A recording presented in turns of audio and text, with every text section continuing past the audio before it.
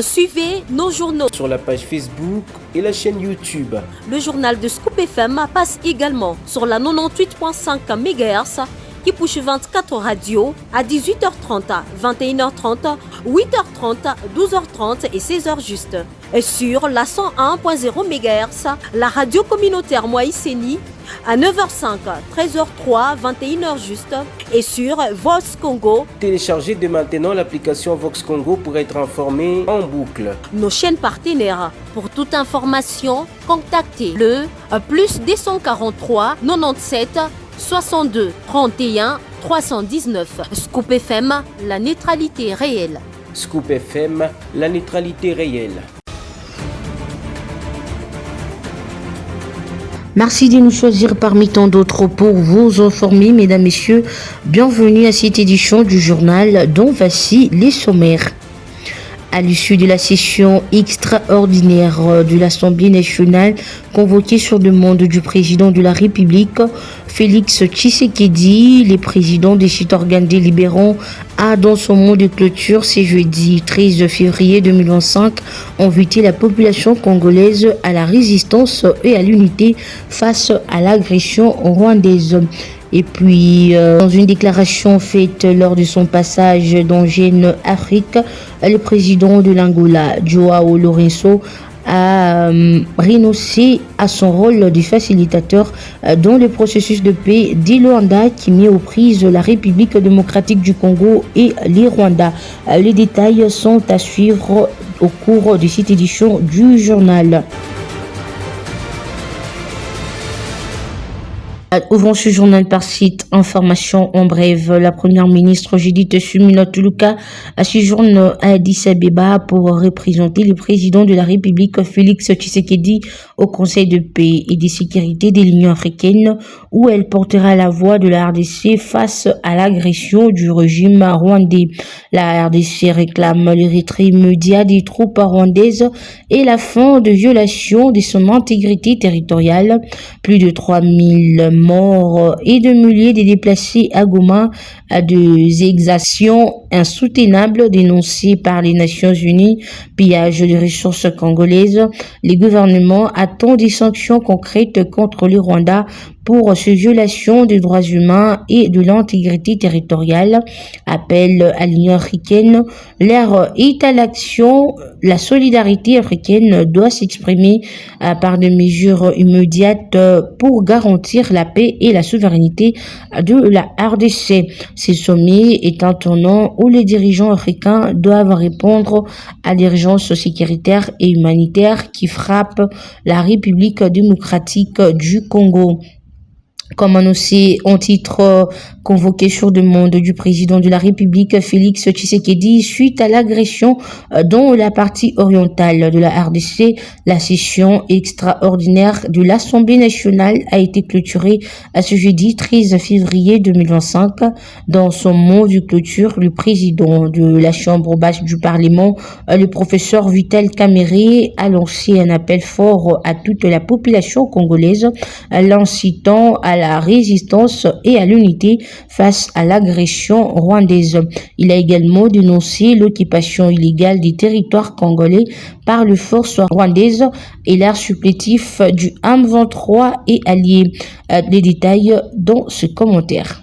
11 jours ont suffi pour les députés nationaux d'examiner les différents points inscrits à l'ordre du jour lors de la session extraordinaire convoquée sur demande du président de la République, Félix Tshisekedi. Session à laquelle le président de la Chambre basse du Parlement, Vital Kamerhe, a dans son mot de clôture, ce jeudi 13 février 2025, lancé un appel fort à la population congolaise, l'incitant à la résistance et à l'unité face à l'agression rwandaise. Il a dénoncé l'occupation illégale des territoires congolais par les forces rwandaises et l'air supplétif du M23 et alliés. Des sujets majeurs ont été abordés durant cette session extraordinaire. Premièrement, l'examen de la situation sécuritaire dans l'est du pays, ainsi que la proposition des solutions politiques et diplomatiques pour sortir la RDC de la crise sécuritaire conformément à la demande présidentielle. Et deuxièmement, la prestation des serments devant le chef de l'État de deux nouveaux juges à la Cour constitutionnelle et du nouveau procureur général près cette haute cour. Dans son allocution, Vital Kamerhe a souligné que des solutions diplomatiques étaient nécessaires pour résoudre les conflits et a plaidé pour une diplomatie parlementaire proactive. Il a également salué les efforts du chef de l'État pour sortir les pays de cette guerre d'agression. Il faut noter que, au cours de cette session, le député des provinces touchées par l'insécurité, notamment celles du Nord Kivu, du Sud Kivu et de l'Ituri, ont dressé un tableau sombre de la situation dans la région. Ils ont dénoncé les incursions sanglantes de groupes armés, notamment le M23, Codeco, ainsi que l'activisme des ADF. Lors de son passage dans Jeune Afrique, le président angolais Joao Lourenço a donné sa position en tant que facilitateur dans le processus de paix du Luanda qui met aux prises la République démocratique du Congo et le Rwanda. Les autorités congolaises sont conscientes de la nécessité de parler à toutes les parties, y compris au M23, et nous avons plaidé en ce sens auprès du président Félix Tshisekedi en rappelant notre propre histoire. Comme vous le savez, l'Angola a connu une longue guerre civile. Pour y mettre fin, nous avons dû parler avec tout le monde, malgré leur incursion sur notre sol. Nous avons même négocié avec les forces sud-africaines du régime d'apartheid, discussions menées sous l'égide des États-Unis et qui ont abouti à la signature des accords de New York en 1988. Puis, comme un mouvement angolais, à savoir l'UNITA, faisait aussi partie du problème, nous avons également discuté avec lui le moment venu. Cet exemple a été rappelé plusieurs fois au président Tshisekedi pour résoudre un conflit opposant le fils de même pays.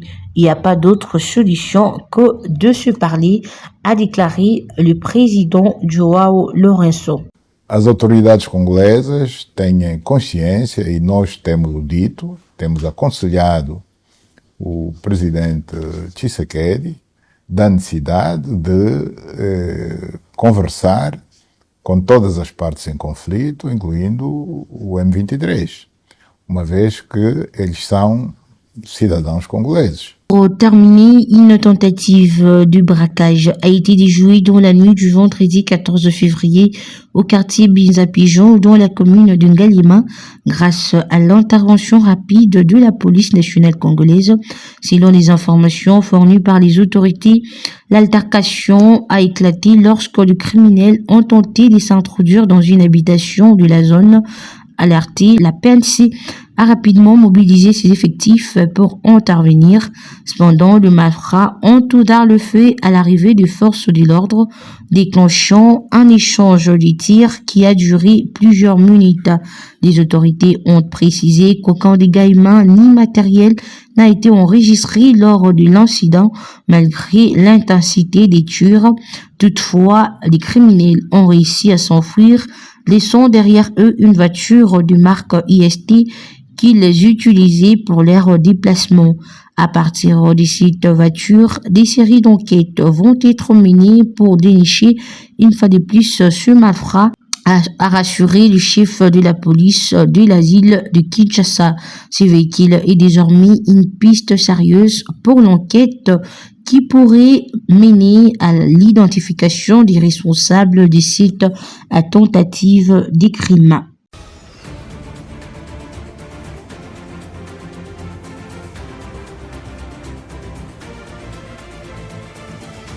Et voilà, mesdames, messieurs, ça sera tout pour cette édition du journal sur la chaîne de la neutralité réelle. Merci de nous avoir suivis de partout.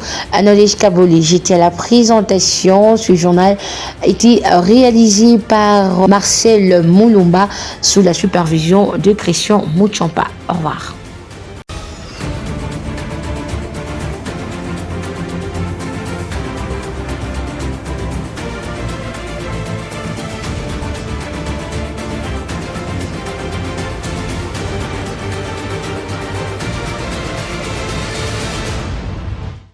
Suivez nos journaux sur la page Facebook et la chaîne YouTube. Le journal de Scoop FM passe également sur la 98.5 MHz qui push 24 radios à 18h30, 21h30, 8h30, 12h30 et 16h juste. Et sur la 101.0 MHz, la radio communautaire Moïseni à 9h05, 13h03, 21h juste.